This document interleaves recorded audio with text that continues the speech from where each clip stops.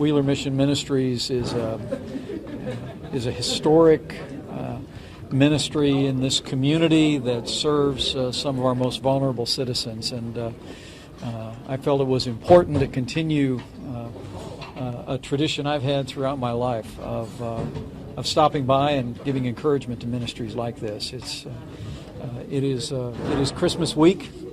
We're all hurrying around making sure that we have all of our shopping done, but it's a great time to remember that it's in giving that we receive.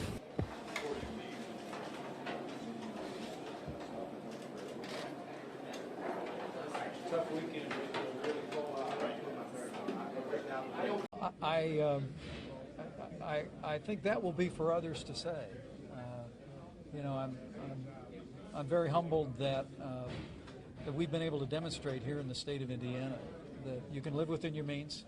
You can make historic investments in education, infrastructure, even health care. You can cut taxes and let Hoosiers keep more of what they earn, and you can see more Hoosiers working than ever before. We've put common sense principles into practice here in the state of Indiana. As I leave here today with unemployment at half of what it was when I became governor, I'm just very proud of what the people of Indiana have accomplished. And I think our state in so many ways has been an example to the country of what happens when you put common sense principles into practice. And I know it's exactly the kind of leadership and principles that President-elect Donald Trump is going to bring to the White House. And I'm honored to have a chance to serve with him and see all of America prosper the way that Indiana's been able to prosper over the last 4 years.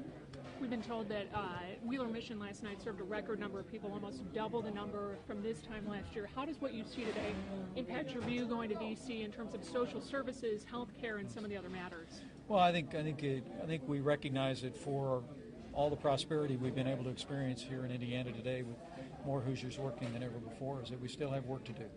And I can assure you that when the President-elect and I take that oath of office, we're going to go right to work on promoting the kind of policies we promoted here in Indiana to really get people that have been left behind in this economy back to work and create jobs and opportunities. But it also means we're going to need to continue to provide the resources for social service organizations that come alongside our most vulnerable citizens. And I'm confident working with the Congress will continue to do that. But prosperity is an antidote for many challenges facing the American people, and President-elect and I are determined to advance the kind of policies that will lower taxes, roll back regulations, and see real growth and real jobs and opportunity come to people all across the country the way they've come to people here in Indiana. Thank you, everyone. Thank you. Thanks for coming out, guys. This is an incredible ministry. It's been around for more than 130 years, but I appreciate you all focusing some attention on the very real needs that many Hoosiers face during this very blessed time of the year. So, thanks. Plans for Christmas? Well, we're going to have a tender Indiana Christmas. We'll be with Karen's family on Christmas Eve. We'll be sitting around the Christmas tree at the governor's residence on Christmas Day, and then the really special event is that our son Michael, who's a second lieutenant in the Marine Corps, will be getting married at the governor's residence a week from today, and we're going to have a small little intimate ceremony just with immediate family. So it's going to be a very special time, as it is for every Hoosier family, and we're just so grateful. I'm very humbled by the opportunity that we've been presented to serve our nation, but I just have a heart filled with gratitude to all the people of Indiana for the opportunities we've been given to serve, and we'll be reflecting on that over this holiday season. Thank you, everyone. Thanks all.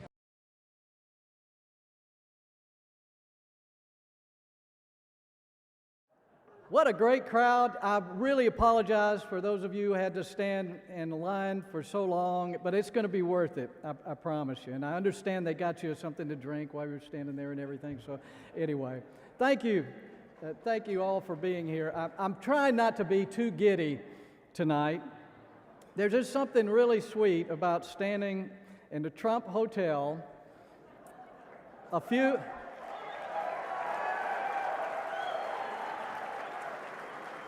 just a few blocks from the White House, introducing a great friend of mine and his wonderful wife, Karen, who are going to be the next vice president couple of the United States. It's very sweet.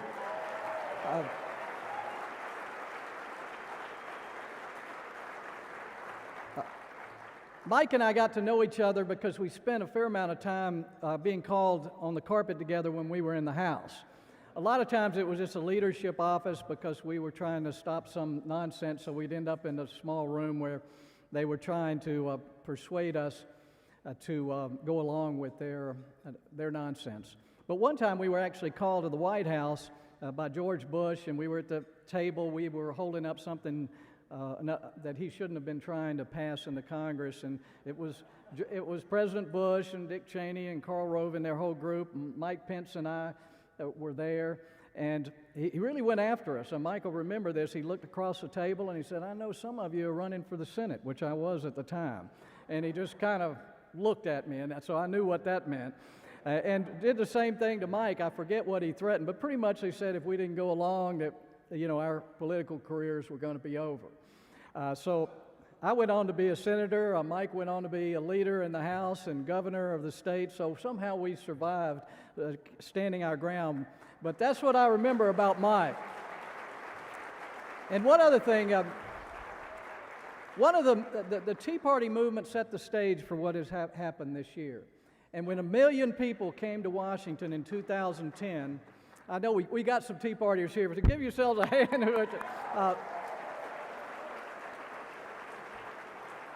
But the Tea Party leaders generally did not ask politicians to speak. But there were two people they asked to speak, one from the Senate and one from the House on 9/12/2010. I got a chance to speak to that group, and I remember when Mike Pence got up there and he looked out over the whole crowd and said, "The cavalry has arrived." And they all stood up and cheered, and they have, and they've kept working. But what a great friend, what a great hero. I would like to say that the turning point in the Trump campaign was when he released our list of Supreme Court justices, or maybe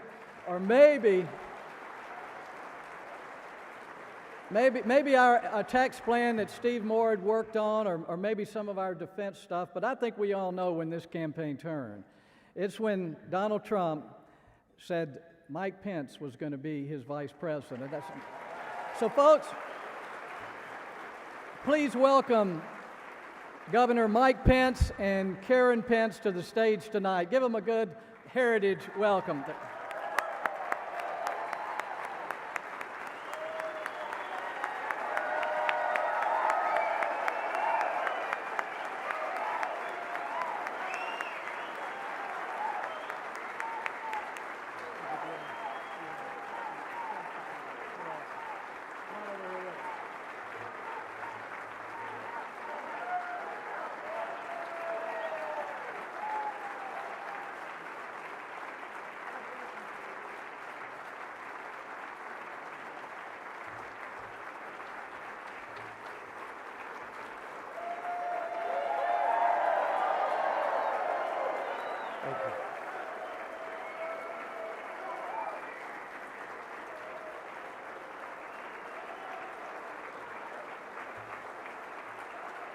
Thank you so much.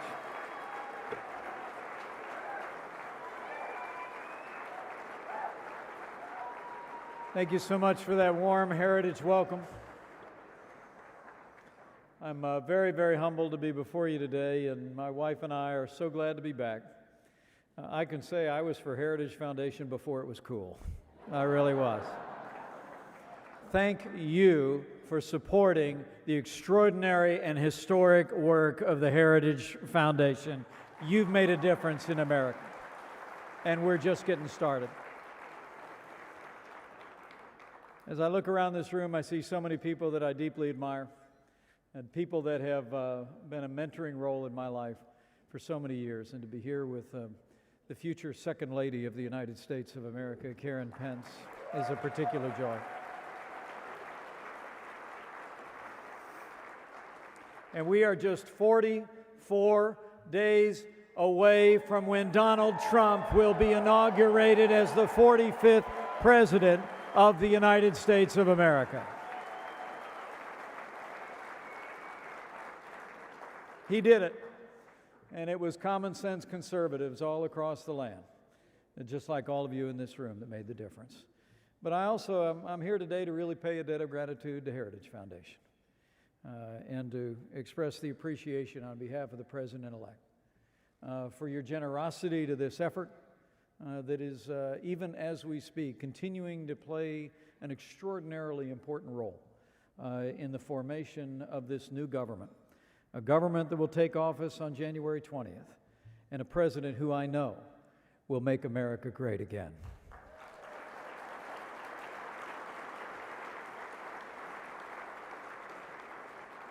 I want to thank my friend Jim DeMint for that wonderful introduction. And Jim and his wonderful family have been friends for a long time. I so admire Jim. We were foot soldiers in the conservative battles back more than a decade ago on Capitol Hill, and to see his role here at Heritage Foundation widening out.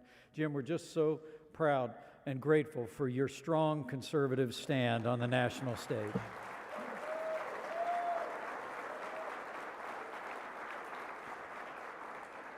Jim and I are good enough friends to know that that kind introduction he did is the one I prefer is a little bit shorter. I'm a Christian, a conservative, and a Republican in that order. And it's an honor to be with you today. I'm also so grateful to your chairman, Tom Saunders, my friend, and vice chairman, Barb Gabby, and of course to the incomparable Ed Fulner, who each and every day is showing up for work at the transition office of the next President of the United States of America.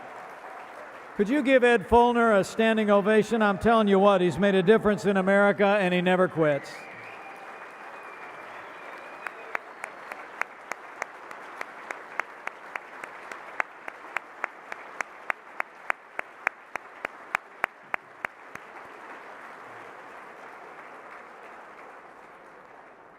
But I'm really here to say thank you. Thank you so much for your support of our new president-elect and for the ongoing support of the Heritage Foundation. Jim DeMint and I talk on a regular basis. I want to assure all of you who are the patrons of the Heritage Foundation that this administration has already, is now, and will continue to draw on the extraordinary intellectual resources and creativity, as other great Republican administrations have done so in the past, of the Heritage Foundation. We truly do believe that our President-elect has secured a mandate for leadership. And here at Heritage Foundation, you know something about that.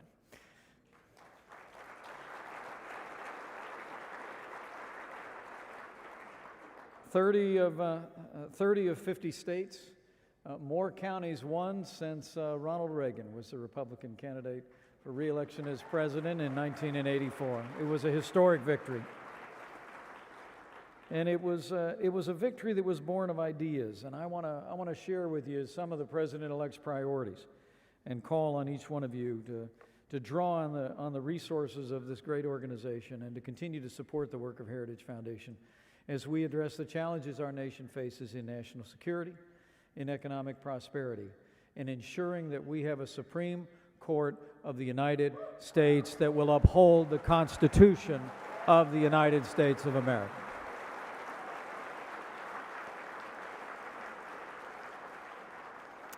But in each of these cases, I truly do believe what's always inspired me about the Heritage Foundation is its underpinning commitment to free enterprise, and in a little more plain-spoken way, its underpinning commitment to ensuring the ongoing vitality of the American dream.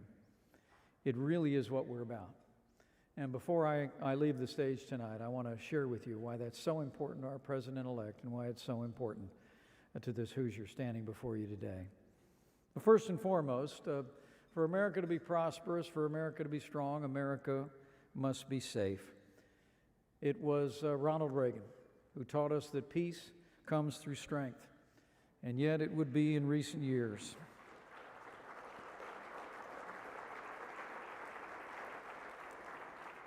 Despite the ongoing admonition of the Heritage Foundation about its central mission of a commitment to a national defense, the reality is today this administration, and in so many ways for even longer, we've walked away from our commitment to be that arsenal of democracy in the world. Here's some stats for you. And remember, the Heritage Foundation was actually minted back in the day when Ed Follner had dark hair and was just a staff intern. It was minted around the mission of national defense, around one of my predecessors as conference chairman in the House of Representatives, who would go on to start an outside organization that would promote the principles of national security. Statistics, though, are rather jarring. Since 1991, our active duty armed forces have gone from 2 million to 1.3 million today. At the same time, our Navy has been reduced from over 500 ships to 272 today. The Air Force is roughly 1/3 smaller than that period of time. Our Navy is the smallest that it's been since the end of World War I. Our standing Army, the smallest that it's been since the end of the Second World War. Well, I want to promise you, the Obama era of weakening our national defenses is over.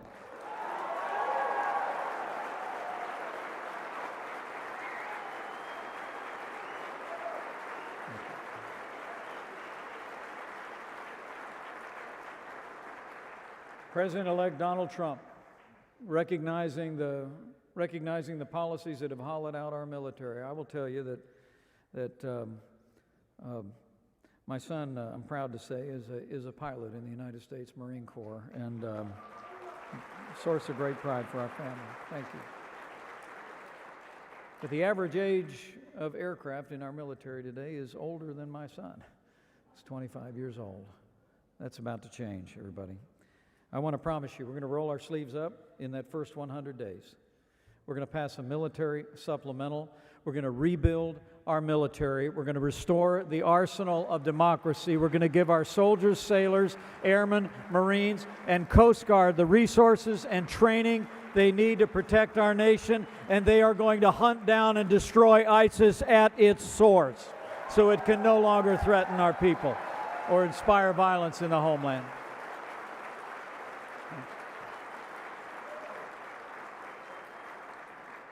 And our president-elect is deeply committed not just to those in uniform, but those that have served in uniform.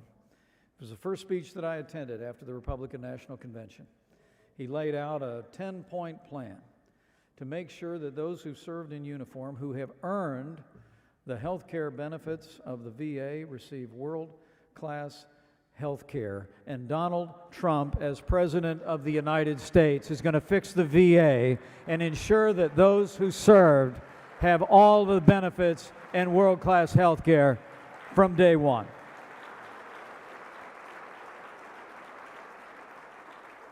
And I was just on Capitol Hill today, meeting with leaders in the Senate. President-elect and I have been on Capitol Hill, and I'm going to tell you, right out of the box, our President-elect is going to be in the promise-keeping business. We're working with leaders in the House and Senate, and we're going to repeal Obamacare lock, stock, and barrel.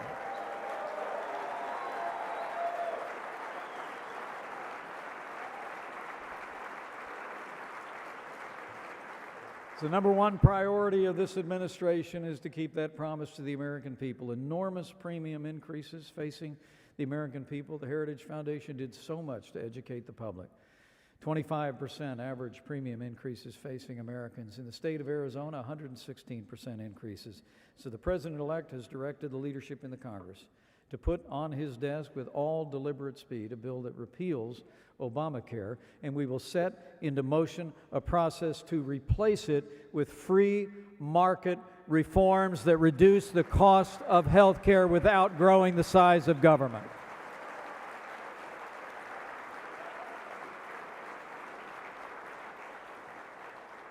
The President-elect's particularly passionate about the opportunity to bring real innovation to states, and that's nowhere more true than in health care reform. And with the appointment of Dr. Tom Price as the new Secretary of HHS, we're going to be advancing reforms in Medicaid, working with members of Congress to block grant Medicaid back to the states so states around America can innovate with healthcare solutions like health savings accounts, association health plans, and drive down the cost of health insurance to every American, even while we meet the needs of those that are struggling to make ends meet.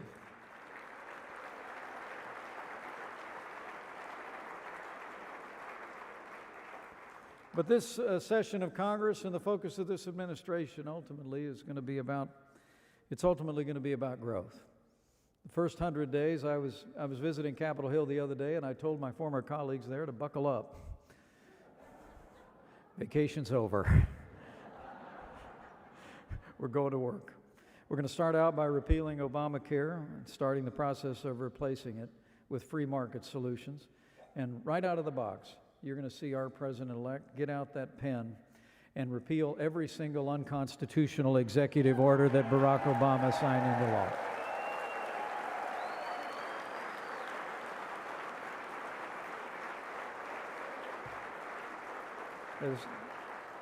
As we traveled across this country, we heard more about regulation than we did about taxation, and in many businesses, large and small. And so we're going to work with members of Congress to roll back the avalanche of red tape that's been stifling American jobs and growth, and we'll be working closely with Heritage Foundation that's long been talking about regulatory reform, not only to use the Congressional Review Act to undo red tape that's been stifling American jobs and growth, but we're going to be working with members of Congress on the REINS Act and other reforms that will permanently reform and reset the balance of the regulatory state and lawmakers in Washington, D.C.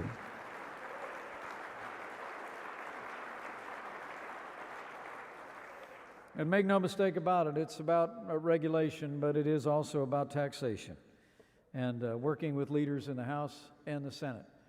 Before we get to this spring, I promise you, with your help and with the help of our friends in the Congress, we're going to cut taxes across the board for working families, small businesses, and family farms.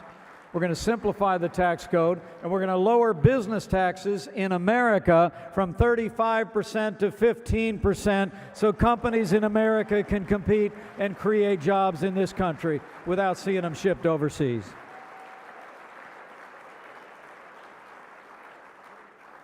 I have to tell you that the American people, and you saw last week in my home state of Indiana, the American people are going to see come January 20th a champion in the Oval Office for the American worker and for American jobs.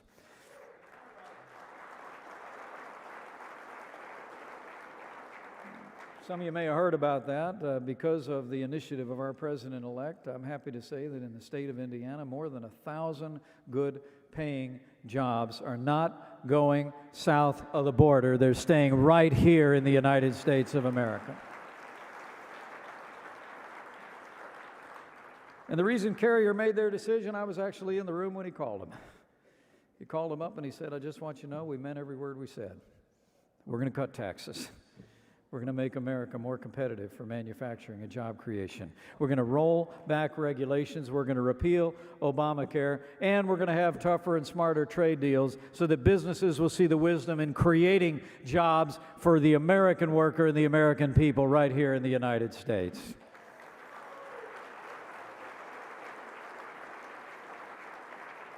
Make no mistake about it, our president-elect and I believe fervently in the free market. But you cannot say you are for free markets and stand by while an avalanche of higher taxes, regulations, and big government stifle out the competitiveness of the American economy. Things are about to change in the American economy, and that begins on January 20th.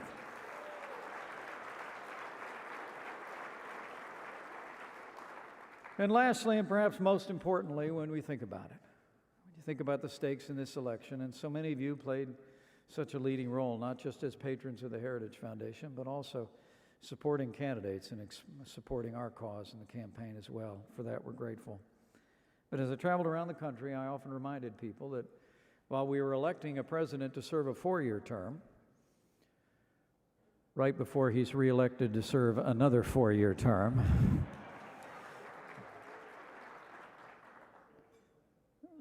I would often remind people, as our president-elect would, that the next president would likely have the opportunity to influence the Supreme Court and its direction for the next 40 years. And the American people responded to that message and that calling. I want to thank the Heritage Foundation and other great conservative organizations like the Federalist Society that have weighed in. It is a list that legal scholars and conservative thought leaders have called a gold mine of conservative jurisprudence, and you may rest assured that our new president-elect will appoint justices to the Supreme Court of the United States of America in the tradition of the late and great Justice Antonin Scalia.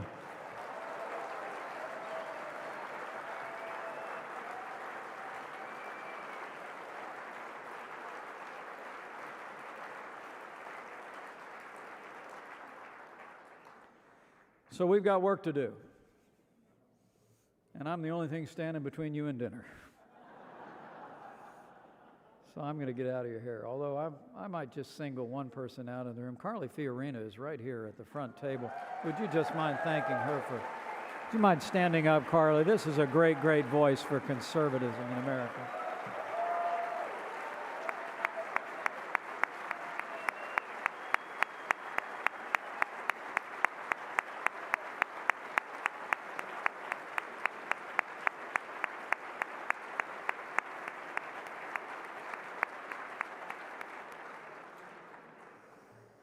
Thanks for your great leadership.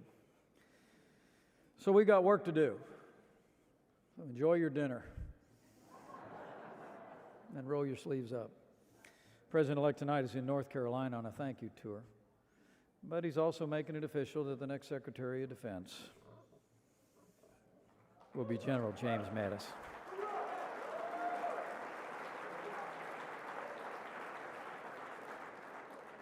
But he said last week in Cincinnati words that I want to remind you of tonight before I leave you with a parting thought.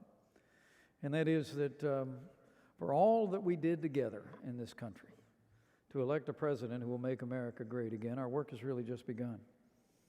And I hope you leave here tonight inspired to continue to play a role in the Heritage Foundation and its historic work on behalf of freedom and free enterprise in this country. But I also hope you leave here today and go back to your respective states. And as you see these initiatives, as you see the President-elect's right hand go into the air, and when it comes down, I hope you know that's when the work begins. And here's how we do the work. We go back and we take all the energy from that campaign to get behind these efforts to rebuild our military, restore our economy, stand up for our Constitution, end illegal immigration, reform the VA, repeal and replace Obamacare. The work is ahead of us, not behind us. And I want to challenge you to be ready to do that. But do it in a couple of different ways, if you would. You know, I said at the Republican National Convention that the Republican Party had nominated a candidate this year who was larger than life, charismatic, unfailingly interesting and memorable. And so he obviously wanted to balance the ticket.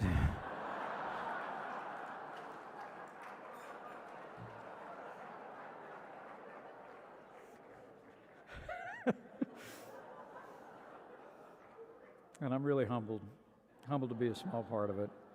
I truly am. But I often would remind people when we were out on the campaign trail that you know, in many ways, from the first time that we spent time together last summer, I sensed a certain commonality between us. You see, my grandfather immigrated to this country when he was about my son's age from Ireland. He went through Ellis Island and drove a bus in Chicago, Illinois for 40 years. His grandfather immigrated to this country and raised a family and started a business. My dad was a self-made man who built a small gasoline station business up with his own two hands in a small town in southern Indiana. His dad built a great business and a great family. Both of us were raised to believe that to whom much is given, much will be required.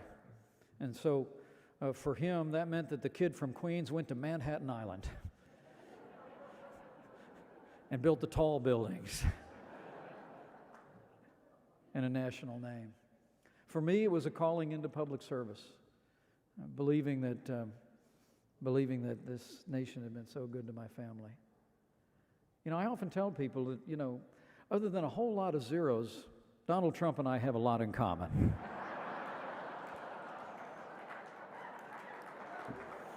Lot. And that's a belief in the American dream. And it's really where I started, and it's where I almost want to end. Because that really is what the Heritage Foundation has always been about for me. It's been about advancing and preserving and defending the ideals that are at the very foundation of our nation's prosperity, the American dream. And I want to promise you, for our president-elect and for his vice president-elect, the American dream isn't a bumper sticker. It's real. We lived it. We've experienced it. I mean, his calling into public service itself, I know in his heart, is born of that sense of gratitude for this nation. He loves this country. He loves everything that has made America great before, and he's going to fight every day to make America great again, because we believe in the American dream, and we believe we can bring it back bigger than ever before.